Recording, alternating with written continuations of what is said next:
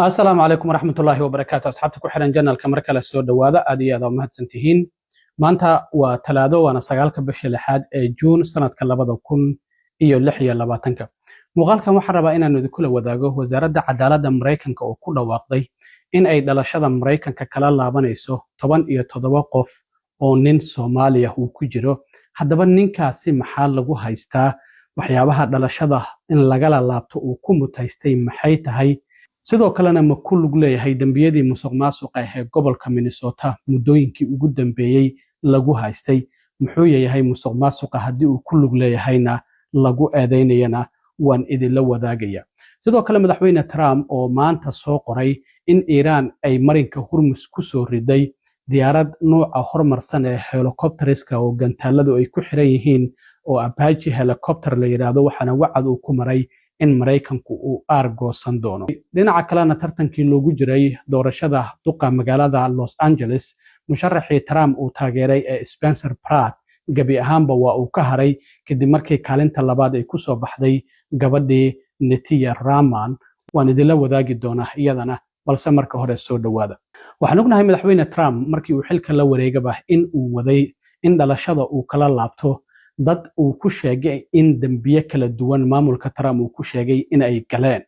dambiyadaasi oo ah dambiyo aad u fara badan ayaa hadda wasaaradda cadaaladdu bishii May 8 waxay ku dhawaaqday in ay doonayso in 12 qof dhalashada ay kala laabato 12 kaasi qof laba qof oo Soomaali ah ayaa ku jiray mid kamid ah waxa uu ku eedeysnaa kooxda Al-Shabaab in uu taageeray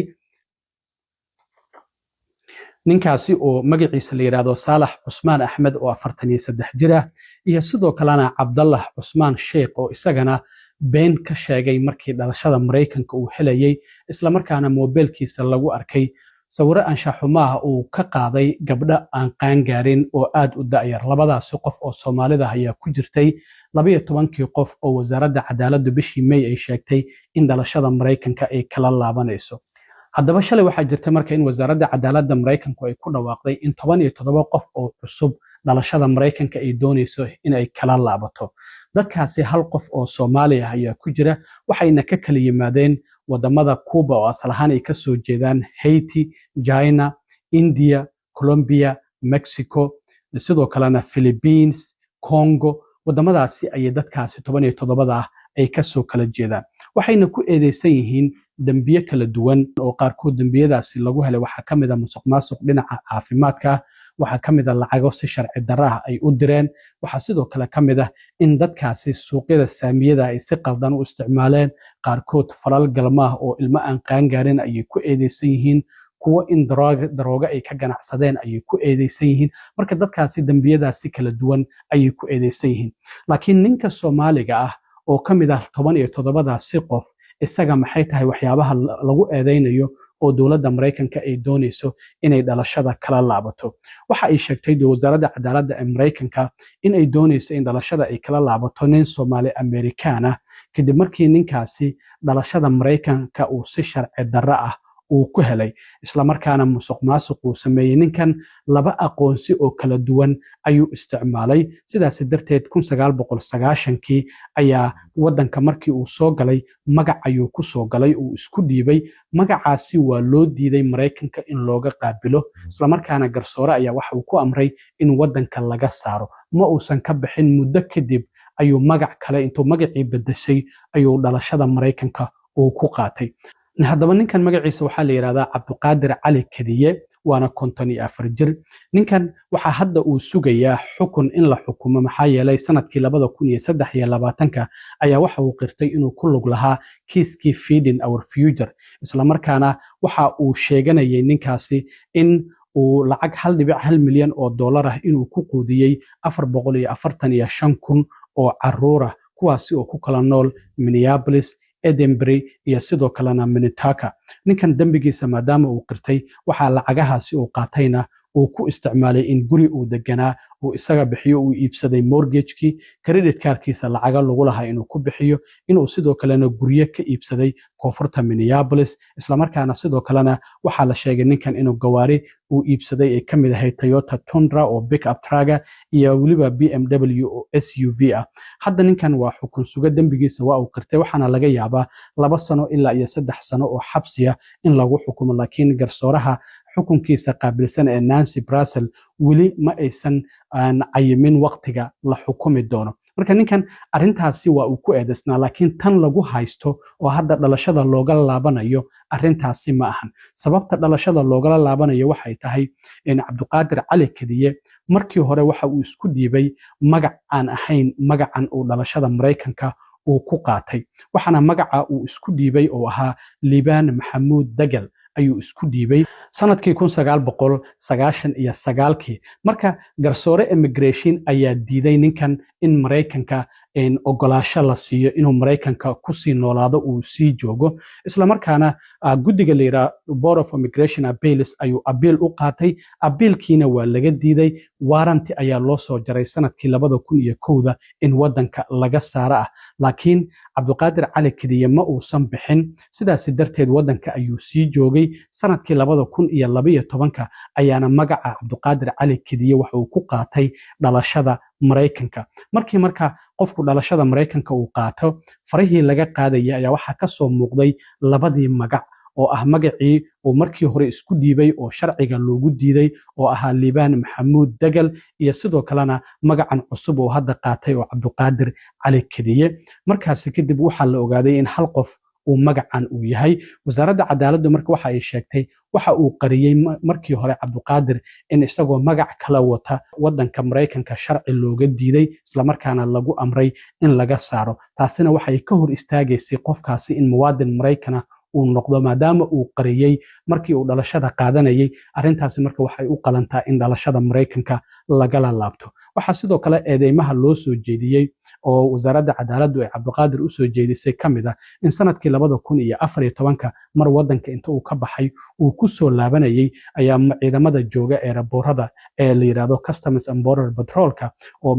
gaar ahaan airportka heer uu ku yaala magaalada Chicago ayaa ninkan istaajiyay kadibna waxa ay u soo baxay ninkan labada magac uu watay markaas darteed sargaalkii istaajiyay maadaama ninkan hadda muwaadin Mareykan uu yahay baaritaan kale ma uusan u dirin oo waa uu iska fasaxay sidaas darteed ayaa hadda waxa ay leedahay marka wasaaradda cadaaladda ninkan maadaama Mareykanka looga diiday markii hore sharci isagoo magac kala wata laguna amray wadanka inuu isaga baxo oo xitaa warranty loo jaray wadankana uu sii joogay ma aysan ahayn in dhalashada Mareykanka uu qaato sidaas darteed ayaa ninkan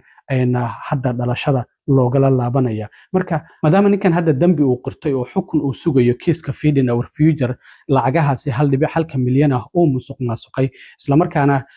wuxuu lahaa hay'ad la yiraahdo Hope Healthcare Foundation oo lacagtaasi uu ku qaatay marka xukunkiisa uu dhameystay waxay noqonaysaa in wadanka laga masaafuriyo marka Cabdiqaadir Cali Kadiye waxa uu kamid yahay 17 qof oo hadda wasaaradda cadaaladdu ay sheegtay in dambiye kala duwan ay ku eedeysan yihiin isla markaana sharciga ay kala laabanayso marka waan arki doonaa arintaasi Cabdiqaadirna halka ay ku dhamaato dhinaca kale madaxweyne Trump ayaa maanta bartiisa True Socialka waxa uu ku soo qoray qoraalkan uu leeyahay waxa hadda la igu wargeliyay oo militariga ugu wargeliyay in xalay dawladda Iran ay soo riday mid kamida diyaaradaha ugu casrisan helicopterska oo aan leenahay oo Apache la yiraahdo xilli ay kormeer ku haysay marinka Hormuz isla markaana halkaasi ay kormeereysay waxaana uu sheegay in labadii pilot ee diyaaradaasi saarnayd ay bad qabaan isla markaana wax dhaawac uusan soo gaarin si kastaba ha ahaatee waxa uu yiri Mareykanku waa in sida laga maarmaanka ay weerarkaasi ay uga jawaabaan marka waxa uu leeyahay dawladda Mareykanku ama ciidamada Mareykanku waa inay ka jawaabaan soo riditaanka diyaaradaasi helicopterka dawladda Iran ayaana soo riday sida madaxweyne Trump uu sheegayo sidoo kale waxaa jirta in doorashooyinkii tirinta codadka ee ka socotay gobolka California dhinaca duqa magaalada Karen Bass horay ayay u soo baxday waan argeen laakiin kaalinta labaad ayaa la isku haysto Spencer Pratt oo Trump uu taageeray iyo Nithya Raman oo dowladda hoose ee Los Angeles ka tirsan ayaa isku haystay shalay. Waa tii laga sarreeyey oo dhibco ahaan ay sinaayeen laakiin codadka laga sarreeyey. waxaana soo baxday in hadda kaalinta labaadba ay kusoo baxday Nithya Raman. Spencer Prattna uu doorashada gebi ahaanba ka haray. November doorashada dhacaysa ma ka qaybgeli doono. waxaa tartami doona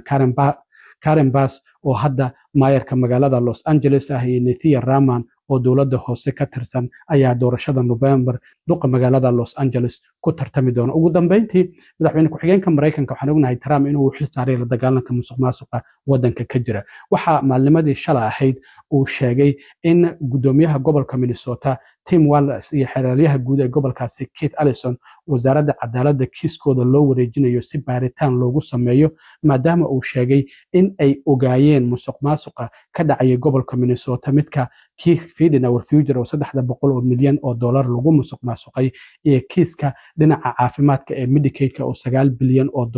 lagu musuqmaasuqay. marka hadda gudoomiyaha gobolka Minnesota oo bishii January ee sanadkan sheegay inuusan tartami doonin iyo xeraalyaha gobolkaasi Keith Ellison labaduba waxa uu sheegay madaxweyne ku-xigeenka in baaritaan wasaaradda cadaaladda ay ku samayn doonto